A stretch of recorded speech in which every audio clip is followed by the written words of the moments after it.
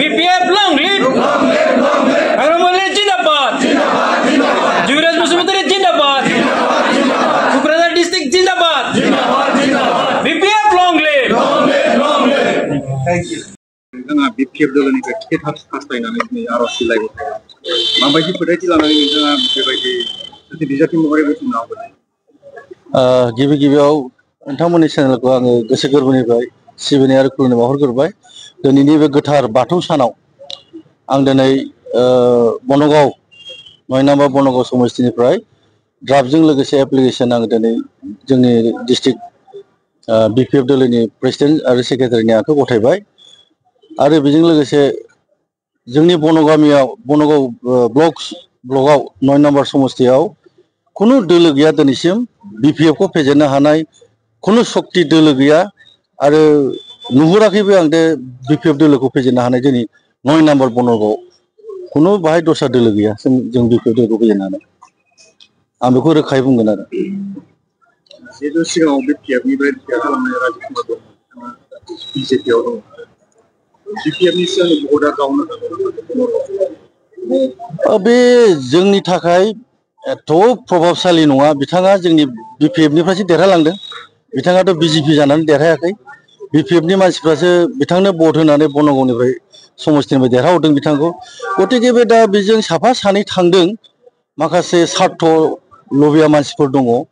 थाखा फैसानि दान्दा लाग्राफोर मानसि थांदों बिथांजों बे सैथो बाथ्रा ओमफ्राय बे जोंनि बनगाव ब्लकखौ बेफोरबायदि मानसिया जोंखौ एफेक्ट बा हेम्पार होनो हानाय खुनु गोहो गैया जोंनि थाखायथ' बिराद क्लियार स्रा बिथांजों जे माखासे जोंनि बिदिनो जोंनाव थानानै एले बेजे खालामबाय थाग्रा मानसिफोरा बिथांजों सिथाबफायनानै दङ बिथांजों सिथाबनानै दङ आरो बे जोंनि थाखाय बनगाव ब्लक कमिटिनि थाखाय ओरैबायदि जों मोजांसो मोनदों बिथांमोनानो बिराद बेले बेजे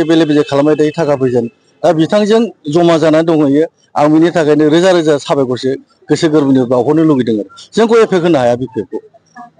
रायजो राजाफोरनि थुलुंगा होनायजों नोंथाङा बिजाथि महरै गसंनो औ आङो दिनै 2021 1 नभेम्बरनिफ्राय आंनो मानगोनां श्रीजुत हाग्रामा सार आंनो दायथ' होदों जेब्ला बिथां राजीबआ जोंनि दोलोखौ नागारना दस्रा दोलोआव थाङो 2001 नभेम्बरनिफ्राय दायथ' 2021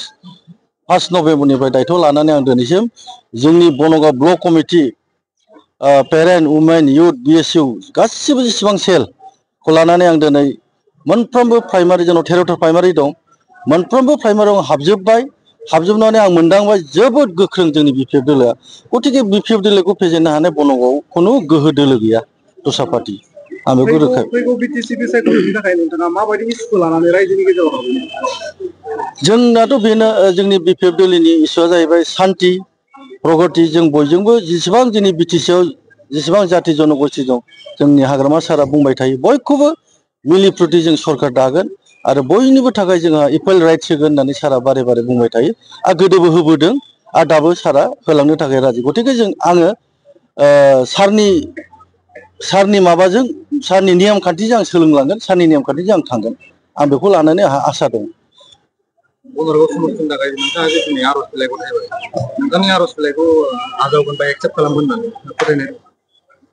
औ आंथ' दिनै एक्सेप्टआनो खालामजाबाय आंनि आर'ज बिलाइखौ जोंहा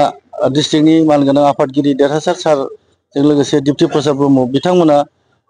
आंनि आर'जलाइखौ एसे सिगां मोजाङै बिथांमोना एक्सेप्ट खालामबाय आरो बाद बाखिथ' बुंनांगौथ' जोंहा जेबो गैया गोजौनि मोनसे जोंनाव कमिटि थागोन कमिटिया मा सिद्धान्त खालायो बिनि सायाव जागोन आंनि खामानिखौ आं दिनै मावबाय दा बेजों साफा सानै थांदों माखासे स्वार्थ लबिया मानसिफोर दङ